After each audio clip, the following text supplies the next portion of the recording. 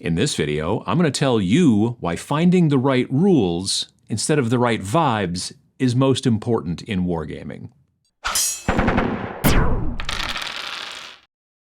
I'm going to get right to it. I see a lot of people complaining online, obviously, about wargames that they love, but they generally dislike the rules. Either things are too crunchy, like incredibly detailed rules, nearly trying to act as kind of like a simulation and drastically slowing down play, or too streamlined, simplified, and kind of abstract rules that don't have any flavor is a term you hear a lot as well. You've probably seen this as well if you spent any time online. It seems like a common complaint. People might delight in the vibes of a game, the art and the setting and the models of the game system, but the rules.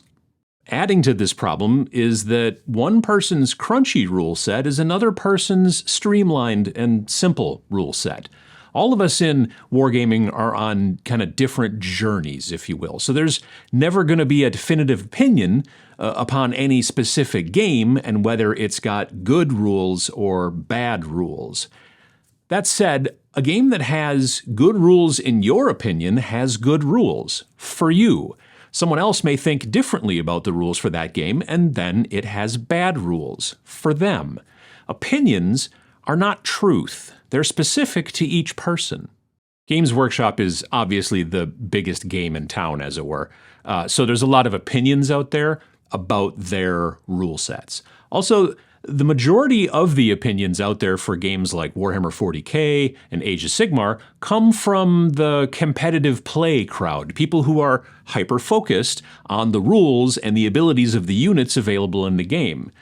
This is to some degree exacerbated by Games Workshop themselves with their kind of regular rules adjustments. We just had one for 40K like yesterday, I think, and focus on kind of watching the meta, as it's called. So if there's generally a lot of negativity towards the rule sets that Games Workshop makes, and we do see a lot of it online, then why are they still such popular games? Well, part of it is the internet and its kind of amplification of negativity. People who don't like something or the way that something is will certainly talk about it online, whereas people who are content with a rule set generally kind of don't make posts about it. Therefore, you don't hear about it. In my opinion, more people should post about things that they like, maybe. I don't know, but that's kind of a different topic. However, the main reason why Games Workshop games are so popular, of course, is because of the intellectual property that they've built. The world, the art, the stories, and the models, the vibes. This is what draws in new people to Games Workshop and also keeps plenty of people playing who don't actually seem to enjoy the rule sets. They would play something else potentially, but then they feel they'd have to, leave the world that they love behind.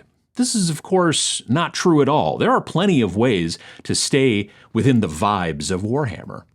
Obviously, you could just keep reading the novels. They're filled with lore. That's kind of the point of novels, really. You could even keep buying, I guess, the rule books and the codices if you wanted to. They have lots of story and art and all that kind of stuff. These things, and then, of course, like the licensed video games, and then eventually there's going to be maybe a TV show and all that. Games Workshop is very good at their intellectual property. But if you're not a fan of their rules to play their games, and I understand that, you can still keep, Warhammer in your heart and on your mind. But if you enjoy playing games as well, and the perfect ideal is to play your games in the world of Warhammer, for example, you could always take your stories and your cool models and fancy terrain and all that and play with them in a different rule set. Some folks don't believe it, but the rules are actually important. They're how you interact with the story and the models and the other stuff. But that doesn't mean that they're intrinsically linked. Rules matter, and for some folks, the rules matter even more than the official fluff and the fancy models and the corporate meta. My good friend Vince Venturell and I make games. Well, we make rule sets for the most part. We want you to use whatever miniatures you'd like to use for our games. Maybe miniatures you already have, so you don't have to like buy and build and paint new ones. Or maybe some new miniatures that you've always had your eye on but didn't buy because you didn't have a game to use them in.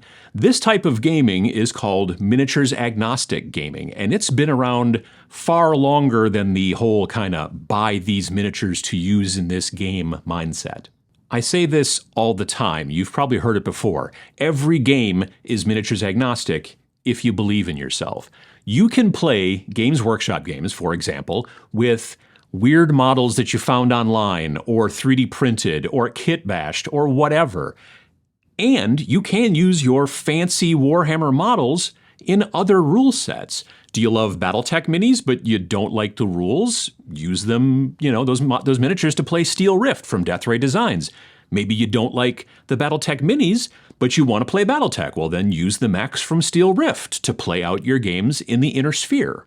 You can use your Warhammer 40K models, obviously the most popular wargaming system out there, to play in great systems like Grimdark Future from One Page Rules and also Starbreach from Slow Death Games, just for an example, but links to both are in the description below. These are very different rule sets from each other and from 40K, but they're designed to play sci-fi battles. Starbreach is probably a little bit more skirmish-oriented, so maybe it should be compared to Grimdark Future Firefight from One Page Rules. But either way, they're both easy alternatives to move your 40K models into. And did I mention that they're free? Now, two things. Yes, Warhammer 40K also has free core rules that you can download from their website, and that's very good. They didn't used to do that. This is relatively new. Having free core rules to look at and to try out is really important for you finding rules that you actually enjoy and not just, buying like whatever rules are attached to the model line and the vibes that you enjoy. Secondly, both Starbreach and the one-page rules systems that I mentioned also have non-free versions of their rules with advanced stuff and whatnot.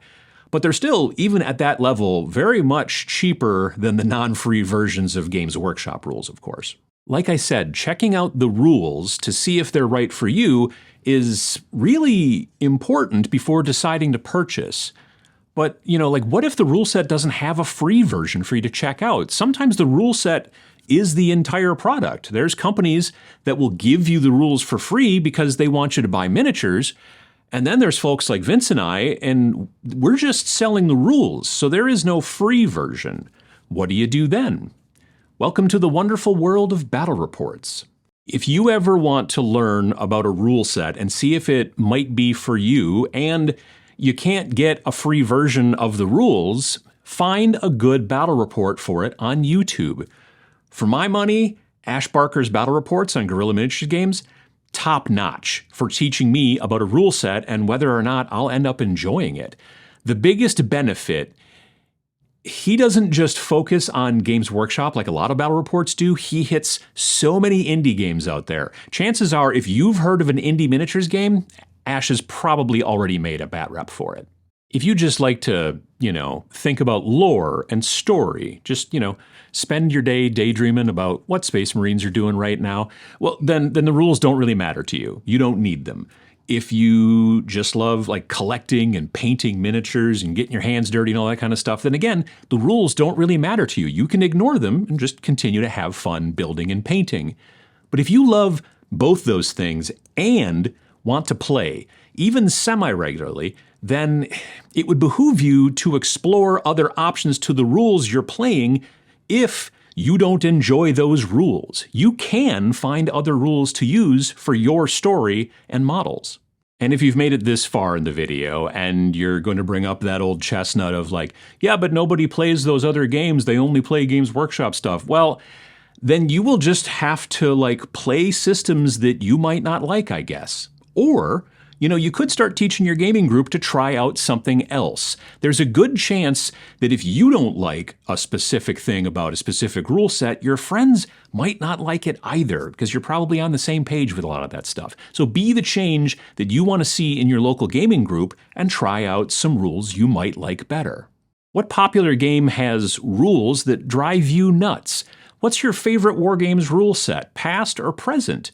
Have you ever used miniatures from one game in a different game? Was it fun? Did you live to tell the tale? Let me know all that and more down in the comments below. If you liked this video, it'd be very cool if you hit the like button down there. It helps out the channel, and I think it also makes tiny fireworks go off, or at least it used to. Only one way to find out, I suppose. Also, if you subscribe, which is free, again, button down there, you'll see a new video from me every single Friday. Thanks for watching.